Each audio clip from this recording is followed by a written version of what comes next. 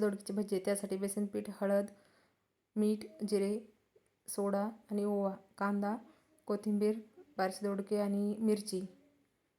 तर जिरे बारीक करून घ्यायचे आहे आणि ओवा. नंतर यामध्ये मिरची घालायची आहे, मिरची पण बारीक करून घ्यायची आहे. मीठ घातल्याने मिरची पटकन बारीक होते, त्यासाठी मी घालून घेतलेली आहे. मिरची बारीक झाली नंतर आपल्याला दोडके बारीक चिरून घ्यायचे आहे. नंतर यात मिरची आणि जिरे, ओवा टाकून घ्यायचा आहे. नंतर सोडा आणि हळद, कोथिंबीर, बारसे दोडके बारीक चिरून घेतलेली आहे. नंतर कांदा बारीक कापलेला आहे. तर हे सगळं काही मिक्स करायचं आहे.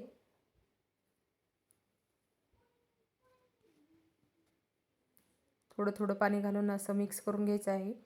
नंतर असं व्यवस्थित पीठ मिक्स झालं आहे. तर तेलामध्ये थोडंसं चिमूटभर मीठ टाकलं ना, त्या भजी तेल पित नाहीत म्हणून थोडंसं मीठ टाकायचं आहे. नंतर भजी तुम्हाला जसा आकार हवा तसा सोडून द्यायचे आहे.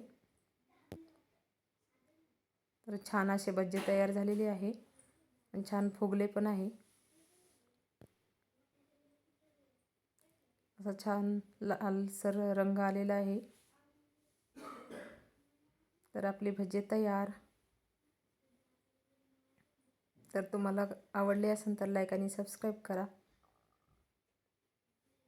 खूप छान झालेली आहे. बाय.